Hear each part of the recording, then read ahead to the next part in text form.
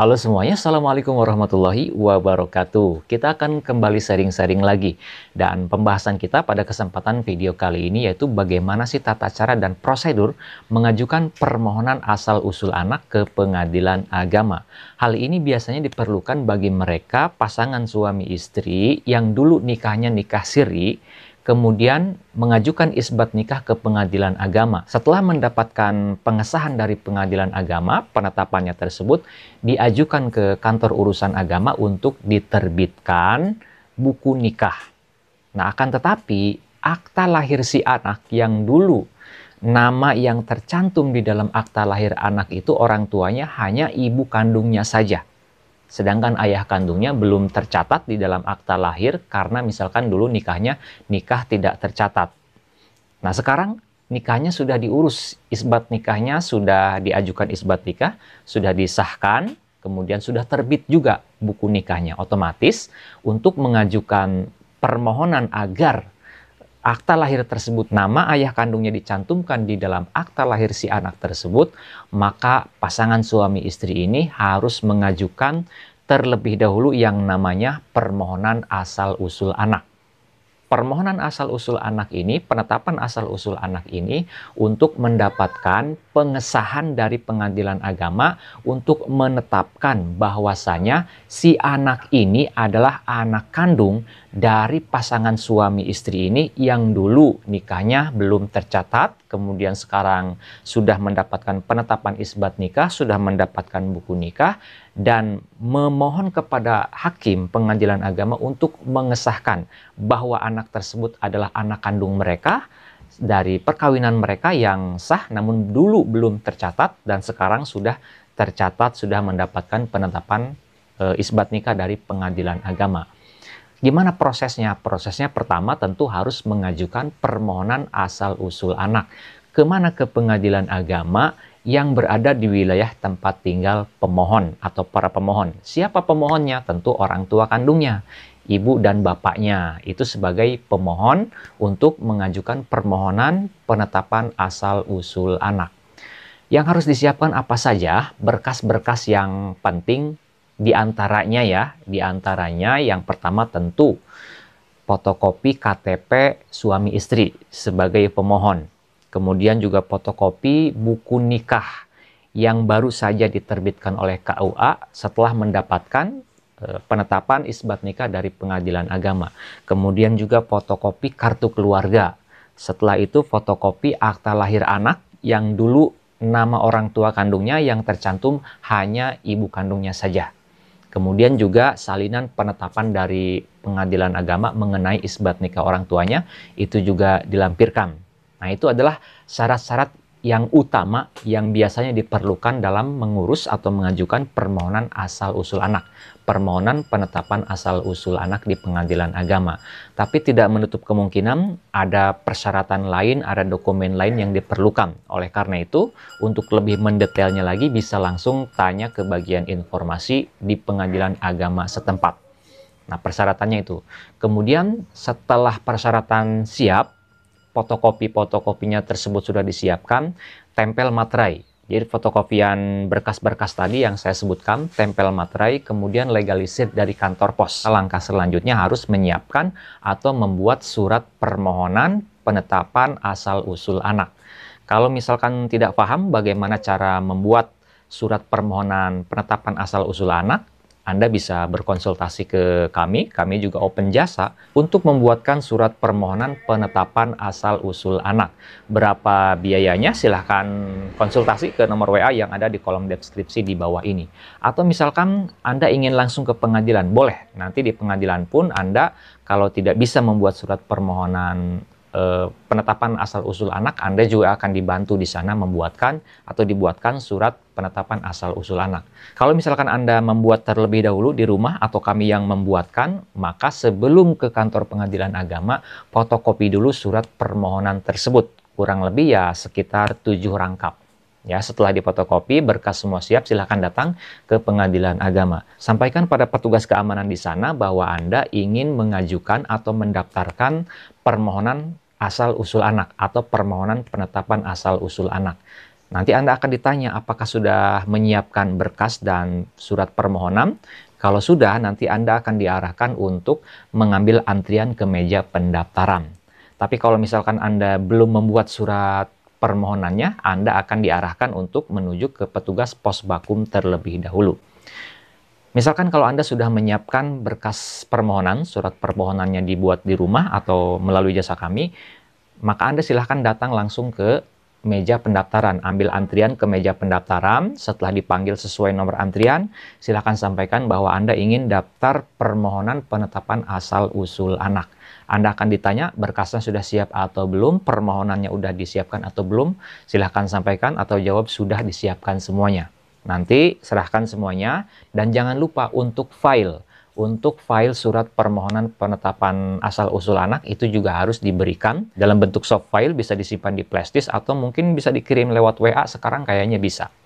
Nah, setelah itu nanti petugas pendaftaran akan mengecek berkas-berkasnya, mengecek persyaratan dan kelengkapan yang lainnya. Setelah itu nanti petugas pendaftaran akan menghitung panjar biaya perkara. Setelah muncul panjar biaya perkara, Anda akan diwajibkan untuk membayar biaya pendaftaran, dalam hal ini panjar biaya perkara. Nah, berapa panjar biaya perkara besarannya? Tiap daerah beda-beda. Ya, saya tidak bisa memastikan berapanya karena tiap daerah ada saja perbedaannya. Jadi nanti bisa langsung dicek di sana di Pengadilan Agama. Dan pembayarannya di situ juga. Di pengadilan ada kasir pembayaran, bahkan ada petugas bank juga yang bekerja sama dengan Pengadilan Agama tersebut. Setelah bayar panjar perkara, Anda lapor lagi ke bagian pendaftaran, menyerahkan kwitansi pembayaran. Setelah itu, terbitlah register perkara atau nomor register perkara. Setelah terbit nomor register perkara, maka pendaftaran permohonan asal-usul anak atau penetapan asal-usul anak sudah selesai.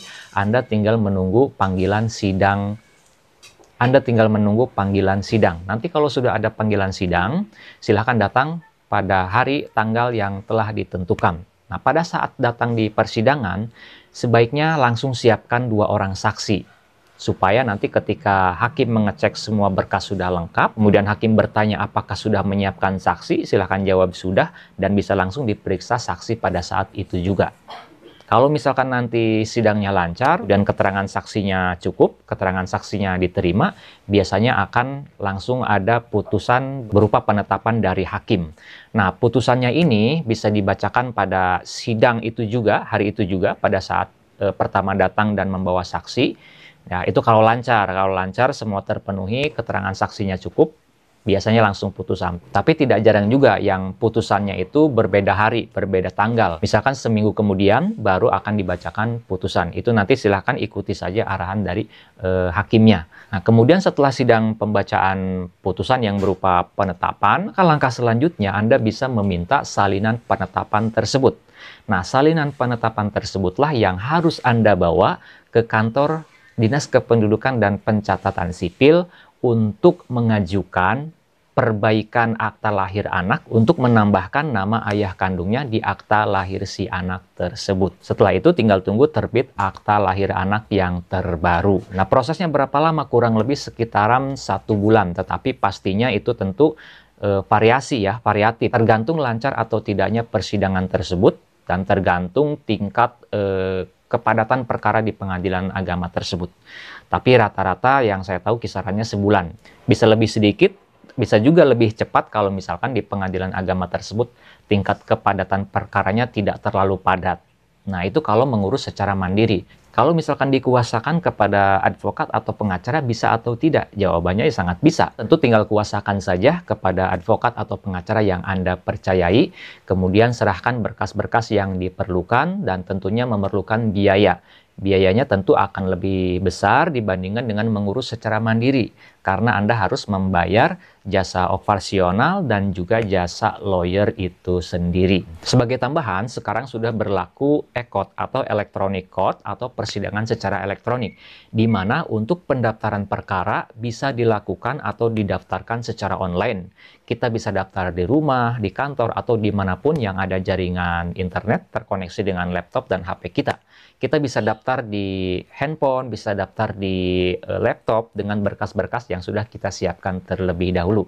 Tapi untuk daftar perkara secara online ini tentu harus datang dulu ke Pengadilan Agama untuk membuat akun electronic court atau akun e-court, atau akun persidangan secara elektronik. Tapi bagi pengacara biasanya mereka sudah punya akun, tidak perlu daftar ulang lagi. Jadi ketika sudah deal dengan pengacaranya, maka pengacaranya bisa langsung mendaftarkan di HP ataupun juga laptop mereka masing-masing.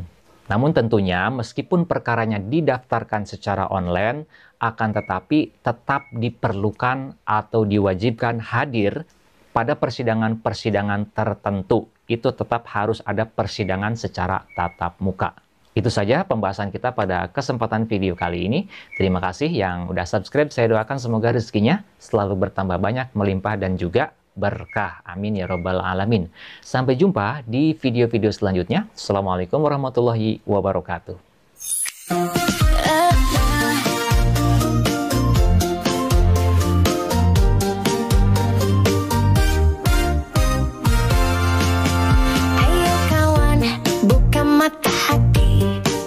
Kenal hukum biar hidup lebih pasti. Gak cuma buat orang pintar aja, semua butuh tahu biar gak salah langkah. Besok Channel, ruang kita bersama. Edukasi hukum santai tapi bermakna. Santuy, amanah, profesional kerja. Besok Channel, lawan lupa hukum.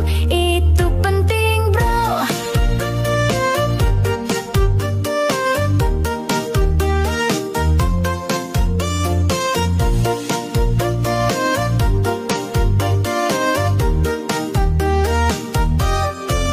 Banyak kasus di sekitar kita, jangan sampai kita cuma penonton aja. Bersama Peso kita paham caranya. Hak dan kewajiban harus sama dijaga. Peso Channel, ruang kita bersama. Edukasi hukum santai tapi bermakna. Santuy, amanah, profesional kerja. Peso Channel, lawan lupa hukum. Itu penting bro.